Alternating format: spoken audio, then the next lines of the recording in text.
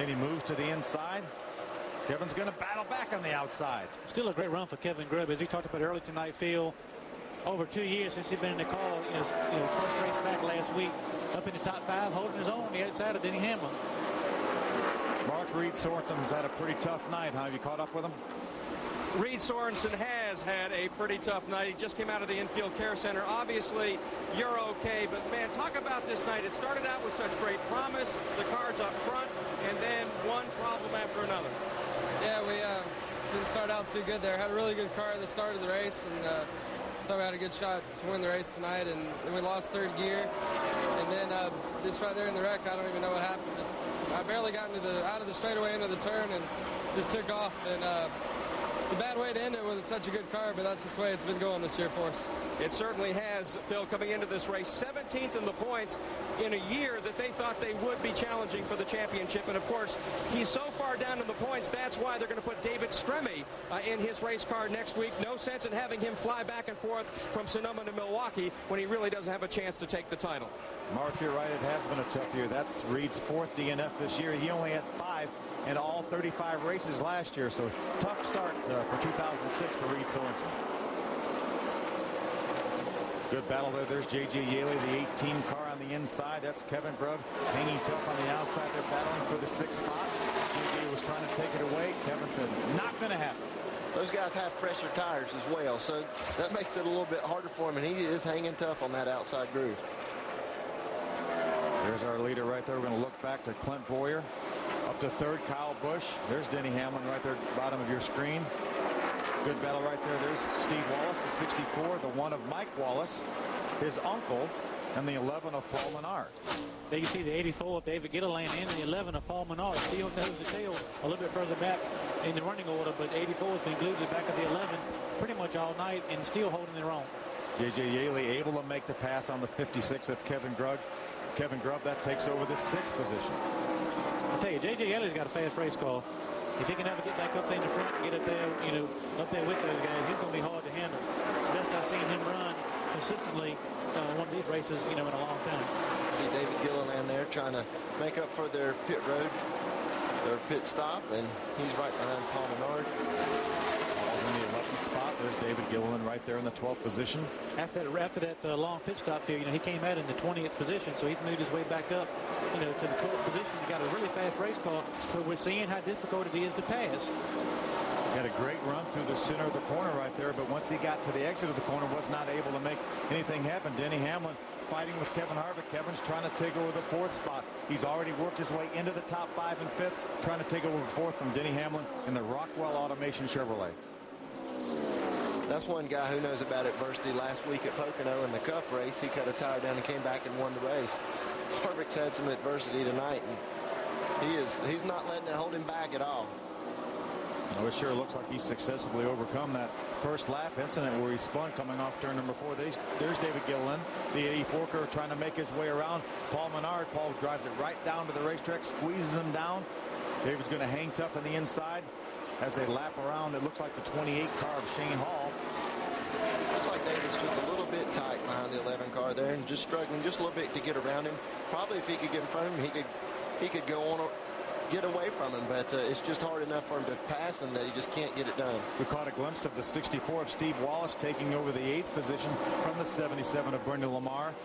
The 1 of Mike Wallace follows Bernie. There's the 11 of Paul Menard, David Gilliland right behind the 11 of Paul Menard. There's your battle for 4th continues. Denny Hamlin, the 20 car in front of Kevin Harvick, the 21. Kevin gets a good run through the center of the corner, not quite able to pull up beside him. To see he's going to be able to do it this time. He's going to be side by side at the start-finish line. Harvick's car looks really good right now. I mean, he can go any way he wants on the racetrack. We saw him a couple laps ago make a pass on the outside of the racetrack. Right there with Denny Hamlin, goes in, works the bottom of the racetrack. Denny slides up, gets that nose out in that clean airfield, and is able to get beside of him coming to the line, and nothing Denny Hamlin could do. Great battle right here. That's Mike Wallace, the 1 car on the outside, the 11 of Paul Menard. That's the battle for a top 10 spot. There's David Gilliland right there, going to try to make his way around there. How's it going for Paul Menard, Mark? Well, it's going good right now, Phil, for one of his favorite race cars. They ran this thing in Atlanta. They ran 9th, 7th at Texas. Had a bad night at Charlotte. They got involved in 3 wrecks. And, of according to their crew chief, Dan Stillman, they then had to put 2 front fenders, a nose, and a hood on this race car. But Paul really wanted to bring it here to the Kentucky Speedway because as well as it ran on those 3 intermediate tracks, Atlanta, Texas, and Charlotte, he thought for sure it would be the car that could take him to victory lane here tonight. And as we have seen, it's been running awfully strong. John Andretti, the number 10 RV.com Ford, joins this battle right here. Good run for John Andretti. He's had 1 top 10 finish earlier this year at Bristol. Looking to improve on that.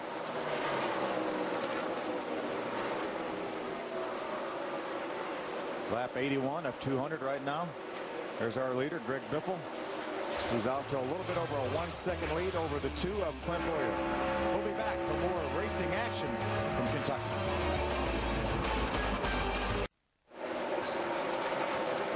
Welcome back to Kentucky Speedway, NASCAR Busch Series Racing on FX. There's our leader, Greg Biffle. And Glenn, are they talking about a possibility of rain in this pits? Yeah, Phil, it's getting awfully windy down here. A big cloud cover has come over, particularly down in turns 1 and 2. It's kind of hard to see it with it dark, but earlier on it was really getting blacker and blacker and blacker. Now the wind is blowing from that direction. Newt Moore is the crew chief for Greg Biffle. They say that they have to pit on lap 100, which is exactly halfway in this race. Newt keeps looking skyward, and he thinks that it's gonna rain, so he's gonna stay out. Here's Mark Garrett. Thanks, Glenn. I'm down here in the 5 pits, the low Chevrolet for Kyle Busch. He's about 1.7 seconds in back of the leader, Greg Biffle. His crew chief, Chad Walters, told him, look, we may have some weather problems coming. Get this thing to the front. Do it now. Keeps pleading for KB. KB, take this thing to the front. They think they may have some rain coming.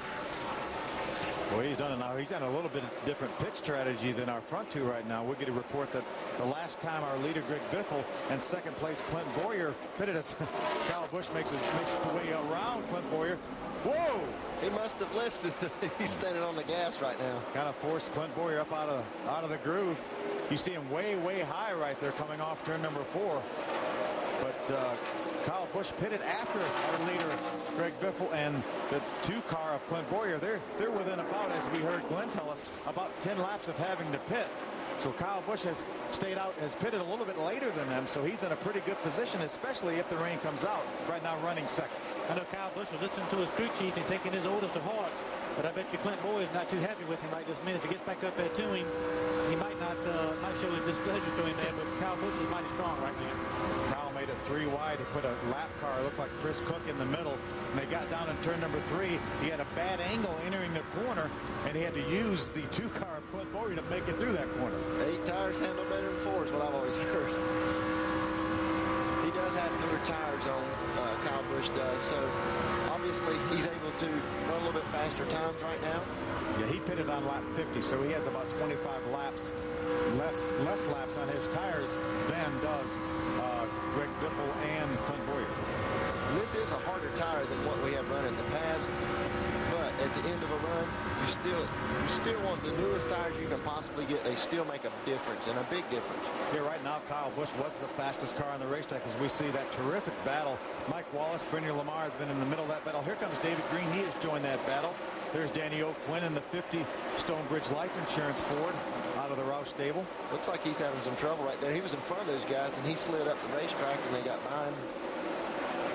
As you can see there at the bottom of your screen, this race has to go halfway to be considered an official race. If they run 101 laps, and they will consider this an official race, even if it rains and they are not able to restart this race. So that's what these guys are thinking about. They're trying to get to lap 100.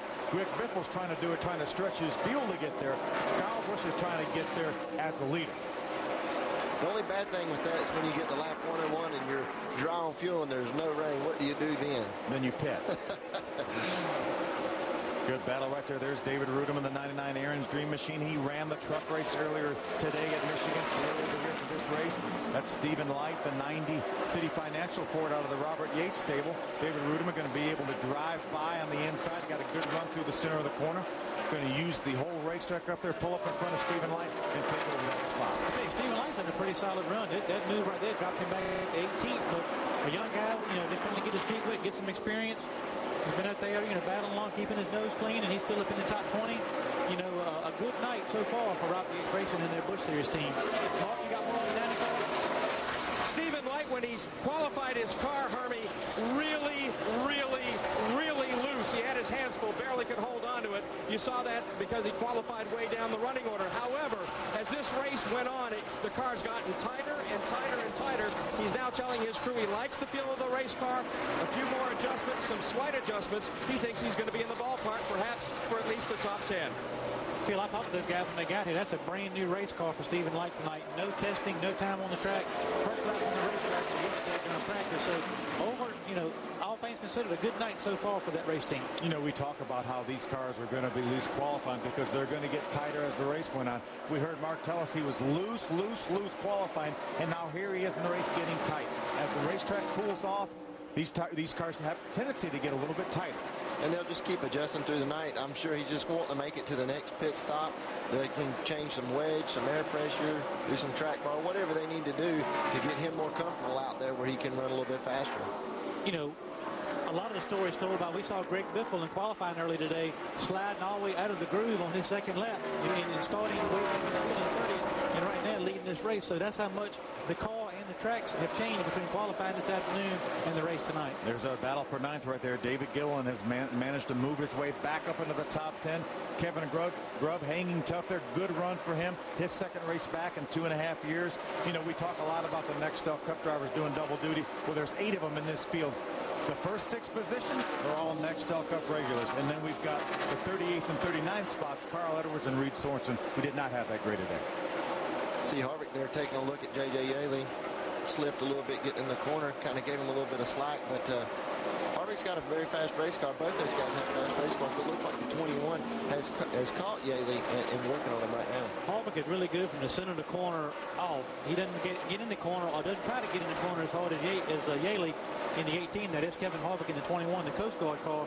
But you'll see from the middle out, he's really good. And Kyle Busch has caught our leader field. Yeah, he was about a second, 2/10 of a second behind about 4 or 5 laps ago, and he has absolutely run him down. Greg Biffle is just within a handful of laps of having to make a green flag pit stop.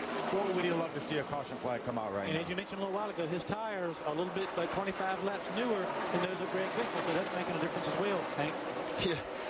Well, I guess he listened to his crew chief. He ran him down from a long way back, and now he's looking to the inside to take the lead. Look like going down into turn 1. I believe he'll be able to do it, guys. Kyle Busch takes over the lead. We will get the cross flags next time by. This race will be halfway as Kyle Busch, Greg Biffle hangs tough on the outside. Kyle Busch goes ahead and pulls in front. He brings a low Chevrolet. We're hearing that Greg Biffle was going to make his pit stop. You see him slowing right down right now, making his way to pit road. Green flag pit stop for Greg Biffle. Glenn, he's coming to you. Yeah, Phil, once Kyle Busch caught him on the racetrack, he really just kind of pulled up and let Kyle go, knowing that he had to pit this time by. He has actually run a lap further than they thought they could. This will be lap 101 when they complete it.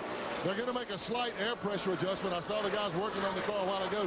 As I reported earlier, Greg been reporting that the car has just been all over the place, but they have continued to work on it, put a spring rubber in the left rear, and have gotten the car much more to Greg's liking. However, he is having to give up the lead for a green flag stop. First one of the night. It will be a 4-tire change. The air pressure adjustments have already been made. So this is scheduled. It's just that they're off schedule with everybody else will be coming in about 20 laps.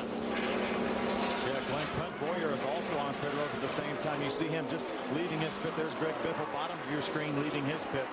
Tough break for these guys having to pit under green like this. Well, what they need is this thing to stay green and let it cycle around and make everybody else have green flag stops. The last thing they